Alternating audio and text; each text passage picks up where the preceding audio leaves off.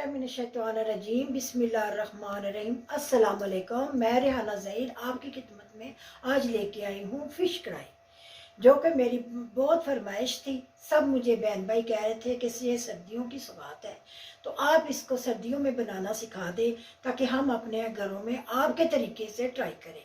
तो लीजिए, मैं वक्त ज़ाया करने से पहले आपको सिखाती हूँ अपना तरीका। बाकी बातें आपके साथ फ़िश के साथ साथ होंगी। ये हमारी फ़िश है, बहुत प्यारी सी। ये 1 किलो फ़िश मैं ना लेके आई थी आपको जाच सिखाने के लिए। आप इससे कम से ज़्यादा कर सकते हैं। जितने मैं इंग्रेडिएंट आपको बताऊंगी उसको आप डबल कर लें। ये 1 किलो का है। देखिए, ये है थोम अदरक, ठीक है, थोम अदरक है। और ये है 3 लेमन का जूस। आप अपने हिसाब से कम और ज़्यादा कर लें, क्योंकि हमारे घरों में ये जो फ़िश है ज़रा बड़ी ही टेस्टी और ज़रा स्पाइसी बनाई जाती है। और आप भी अपने हिसाब से इसको जितना खट्टा करना चाहते हैं उतना कर लें। मैं 3 नींबू लगा रही हूँ, बाकी आपकी मर्ज़ी। ये देखें, आपने डाल लिया। फिर अच्छी तरह आप देखें, ये जो पीस हैं बड़े प्यारे प्यारे से, इनको अच्छी तरह से आपने ये लगा लेना है ताकि मैरिनेशन कर लेनी है। इसमें कोई भी स्मेल ना रह जाए। जब आप पकाएं तो फ़िश जो है बड़ी ही प्यारी पके और मज़ेदार हो, और इसमें हल्का हल्का सा खट्टापन हो। बहुत ज़्यादा भी ना हो, बहुत कम भी ना हो, बस अच्छा हो। ये आपने लगा करना इसको। ये देखें, बिस्मिल्लाहिर्रहमानिर्रहीम। ये देखें, इसको लगा के आप अच्छी तरह 15 से 20 मिनट तक आप इसको रख लें। 15 से 20 मिनट। पाकिस्तान में एक चीज़ का बहुत आराम है, जब हम फ़िश लेने के लिए जाते हैं तो वहीं वो इसको अजवाइन, नमक और थोड़ी सी हल्दी लगा कर ना मिक्स करके दे देते हैं। मैंने घर आकर इसको अच्छी तरह वॉश कर कर सुखा लिया था, उसमें स्ट्रेनर में रख कर। तो उसके बाद आपके सामने इसलिए मैरिनेशन की है कि आपको पता हो हल्दी कितनी है और इसे क्या कहते हैं, नमक कितना है, और लहसुन और अदरक कितना लगाया है। ठीक है, अभी आपके सामने 1 किलो फ़िश में मैंने 1 बड़ के चम्मच अदरक लहसुन की पेस्ट लगाई है और नींबू का रस लगाया है। नमक लगा के हम पहले ही इसको वॉश कर चुके हैं, इसलिए अब इसको नमक लगाने की ज़रूरत नहीं है। ठीक है, दोनों में से आपकी चॉइस है। अगर आपके दिल चाहता है तो टमाटर डालें या फिर योगर्ट डालें। दोनों चीज़ें एक साथ नहीं डालनी, क्योंकि जो आलू गोश्त है वो ज़्यादा खट्टा नहीं होना चाहिए। आइए फिर बनाते हैं फ़िश करी। मेरे प्यारे और सुनने वाले, आपको मैं बताती हूँ इसमें क्या क्या जाएगा। ये हो गया सूखा धनिया और ज़ीरा, ठीक है। ये होगी थोड़ी सी अजवाइन, यानी कि आधी चमची से कम अजवाइन। ये देखें, ये भी वही है, आधी चमची से थोड़ा कम। ये हल्दी, मिर्च भी 1 टीस्पून है, आप अपने हिसाब से कम ज़्यादा कर लें। और ये भी चम्मच फुल 1 टेबल स्पून चम्मच है, आप कम सब ज़्यादा कर सकती हैं। और ये मैंने मसाला बनाया हुआ है अपने घर में, फ़िश मसाला अपने घर में बनाया हुआ है। आपको मैं तरीका इंशाल्लाह जल्दी ही 3-4 चीज़ों के मसाले बनाने का बता दूंगी, ताकि जब आप अपने घरों में बनाएं तो बाज़ार का मसाला इस्तेमाल ना करें, अपने घर से करें। इसकी लज़्ज़त में बहुत फ़र्क होता है। ये देखें, ये 3 टमाटर हैं। आप देख लें, मैंने छिलका उतार के मोटे मोटे काट लिए हैं, तब ये मसाले में जाके अच्छी तरह से मैश हो जाएगा। मैं छोटे छोटे काटूंगी और फिर ये मैश नहीं होंगे। आइए अब मैं आपको बताती हूँ। ये हमारा आम आटा है घर में, जो हम रोटियां बनाते हैं, इसलिए मैंने ये आटे में इसको डिप करती हूँ। ये जब मसाले में जाती है ये फिर टूटती नहीं है। आप फिश इसलिए ये ज़रा अपनी जान में आ जाती है, और आप इसको जितने मर्ज़ी से प्यार से बनाएं ये टूटेगी नहीं, क्योंकि इसको मैंने आधी आटा, जो अपने घर में आम आटा जिसे रोटी पकाते हैं, उसको ऐसे लगाना है। ये देखें, बिस्मिल्लाहिर्रहमानिर्रहीम, इसकी जिल्द को, ताकि ये जिल्द जो है ना अपना आप ना छोड़े, जब आप पकाएं तो ये खुले ना। ये देखें, ऐसे किया, इसको नहीं लगाना, ऐसे किया, ऐसे किया, और फिर थपथपाया थपथपाया। ये देखें, ये जिल्द को इसको मजबूत मैंने किया, ताकि जो हमारी फ़िश है वो टूटे ना, बिखरे ना, अपनी जान में आ जाए। ये देखें, ऐसे ऐसे करके ना اس کو کر لیں. یہ آپ کو میں اس لیے بتا رہی ہوں جو نئی بچیاں بھی فش بنائیں گی نا ان سے بھی نہیں ٹوٹے گی. کاریگر عورتوں کے بڑے طریقے ہوتے ہیں کہ یہ نہ ٹوٹے، لیکن میں نے اس لیے بچیوں کو بتایا اور ان بہنوں کو بتایا جن کی فش کھل جاتی ہے. آئیے پہ بناتے ہیں. یہ دیکھیں گرم نہیں ابھی ہوا اچھی طرح سے.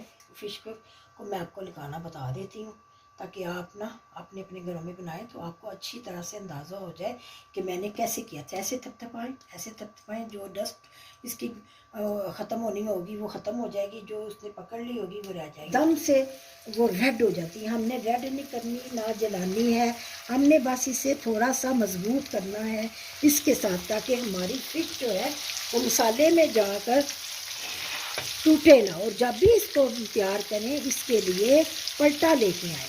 پلٹا وہ ہوتا ہے جس کو آرام سے پلٹاتا ہے، نہ کہ ڈوئی استعمال کریں نہ اس میں کوئی زبردست چمچ استعمال کریں، کیونکہ یہ چیزیں جو ہیں فش میں اچھی بھی بنانے میں بھی اچھی نہیں لگتی اور فش جو ہوتی ہے وہ ٹوٹ بھی سکتی ہے اور خراب بھی ہو سکتی ہے. ٹھیک ہے. یہ دیکھیں میرے پیارے ویورز اور میرے پیارے دیکھنے والوں، یہ دیکھیں میں فش کو کیسے مضبوط کر دی ہے. اس کی دل جو ہے دیکھیں ریڈ ریڈ سی ہو گئی ہے، پر اس کو بلیک نہیں ہونا چاہیے. اس کو بس ایسے تھوڑا سا کلر آئے گا تو پھر ہم اتار لیں گے، کیونکہ ہم نے تو اس کو مسالے میں پکانا ہے. بس اس کی جو اسمیل ہے وہ ختم کرنا چاہ رہے ہیں. اس کو کلر دے کر اس کی اسمیل ختم کر کے پکائیں گے تو فش کا ٹیسٹ ابالا ہو گیا. یہ دیکھیں زیادہ ہم کو انہیں پکانا نہیں ہے بیٹے، پیاری بچیوں ان کو پکانا نہیں ہے، بس ان کو پیارا سا کلر دینا اور مضبوط کرنا تاکہ یہ جب ہم پکائیں تو یہ ان کی جو جلد ہے نکل نہ جائے. اکثر جو ہے نا کھل جاتی ہے اور میں آسانی کے لیے جو ہے نا اپنی ایسے کر لیتی ہوں. جو میں خود کرتی ہوں وہی میں آپ کو بتا رہی ہوں. اس نے تھوڑا ٹائم لیا ہے. اب یہ جو سرے ہوتے ہیں جو اس کی سوپ میں ذرا اچھا ہیلپ کرتے ہیں ان کو آپ ذرا اچھی طرح اندر باہر لگا کے اچھا فرائی کر لیں. جتنا زیادہ آپ اس کو فرائی کریں گے اس کی اسمیل ختم ہو جائے گی اور کھانے میں بھی اس کا مزہ آئے گا. اس کو فرائی مچھی سے زیادہ ان کو فرائی کریں. لیجیے میں اب ملتی ہوں آپ کو مسالے کے ٹائم. فش کڑھائی کا مسالہ بنانا ہے، اس لیے میں نے لیے ہیں 3 بڑے پیاز. آپ اپنے حساب سے کم زیادہ کر سکتے ہیں. لیجیے میں آپ اپنی پیاری سی کڑھائی میں آپ کے سامنے پیازوں کو ہلکا سا پنک کروں گی.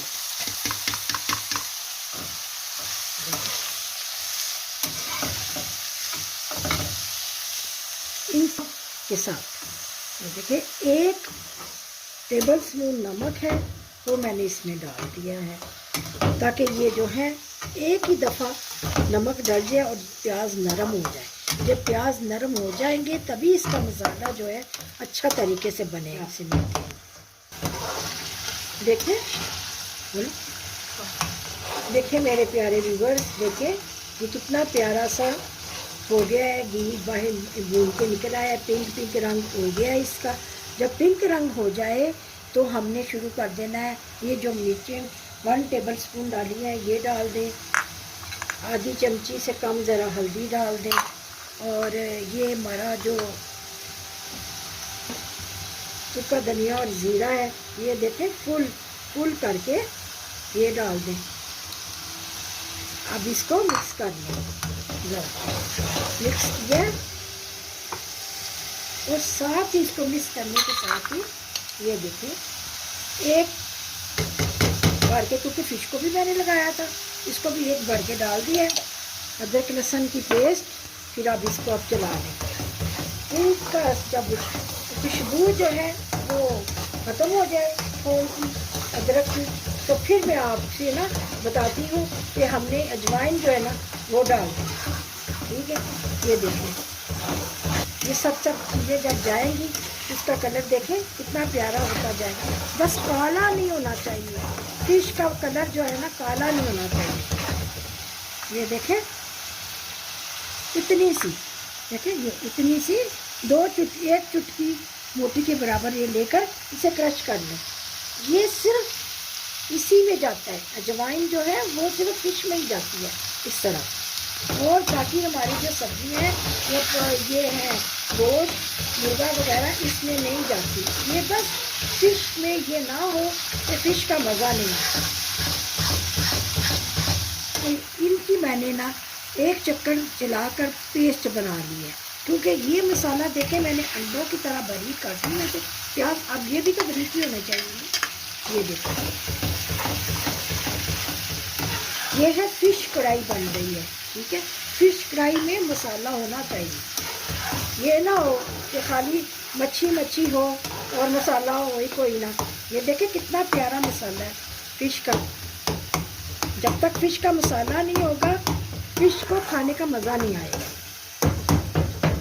مسالہ بھون کے مچھلی ڈالنے سے پہلے میں آپ سے ملتی ہوں۔ دیکھیں میرے پیارے دیکھنے والوں، اب دیکھیں میں آپ یہ اس لیے مرچیں کاٹ کے ڈال رہی ہوں کہ میں نے اس کے اندر سرخ مرچیں کم ڈالی تھی، اس لیے کہ میں یہ چاہتی تھی کہ اس کا مسالہ جو فش کا میں نے بنایا ہے وہ بھی ہے، دو آپ ڈال لیں، سبز مرچیں زیادہ مت ڈالیں، زیادہ ڈالنے سے یہی نہ ہو کہ مرچیں زیادہ ہو جائیں، کیونکہ ابھی میں نے اس کا مسالہ جو بنایا ہوا فش کا، اب ہم اس کے اندر یہ پانی ڈالیں گے تاکہ جب فش ڈالیں تو کری جو ہے وہ بالکل سمودھ نہ ہو کے جا کے ساتھ بیٹھ جائے، اب ایک ذرا سا بوائل آگے مسالے نے فش کے اندر جانا ہے، ٹھیک ہے۔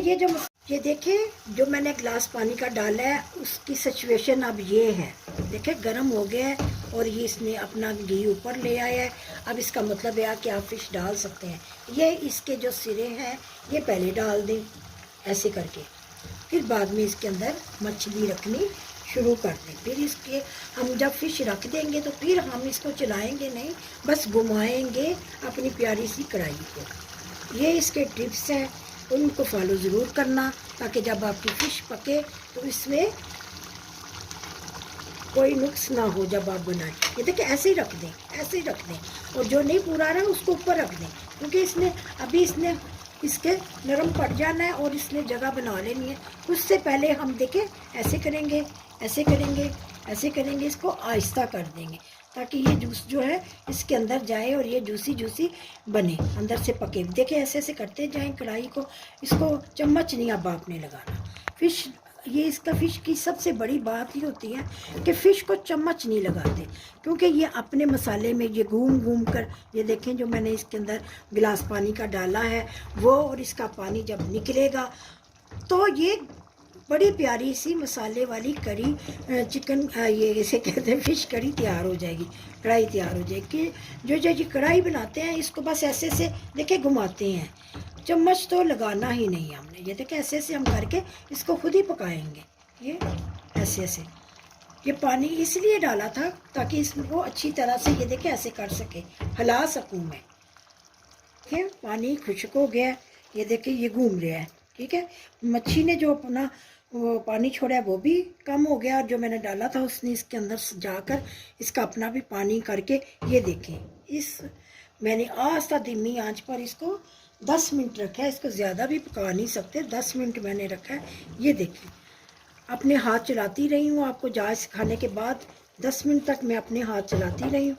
اب دیکھیں اس سچویشن پر اتنا اس کے اندر گھی اوپر سارا آ گیا اور پانی خشک ہو گیا، اتنا اپنے رسمی سا رکھنا ہے۔ پیارا سا دھنیا میں نے اس کے اوپر ڈال دیا ہے۔ دھنیا ڈالنے کے بعد اس کو ہم 5 منٹ کے لیے چولہا بالکل آہستہ کر دیں گے، دم والے فلیم پر رکھ دیں گے، بالکل آہستہ کر دیں گے تاکہ جو اس کی خوشبو ہے دھنیے کی اور جو میں نے اس کے اندر فش مسالہ ڈالا ہے اس کی فش کے اندر ساری رس بس جائے۔ ایسی سچویشن کے اوپر یہ جب ایسی سچویشن آ جائے آپ نے اس کو یہ دیکھیں گھما کے دیکھنا ہے، یہ دیکھیں کیسے وہ ہو گیا ہے سارا، ٹھیک ہے ایسے ہو گیا ہے۔ اس کے اندر یہ ڈھکن دے۔ بسم اللہ الرحمن الرحیم۔ دیکھیں یہ ہماری مزیدار سی مچھلی تیار ہو گئی ہے اور اس کا مسالہ بھی بہت مزے کا لگ رہا ہے، اور میں اس کو آپ کو ٹیسٹ کر کے بتاؤں گی کہ یہ کیسی بنی ہے۔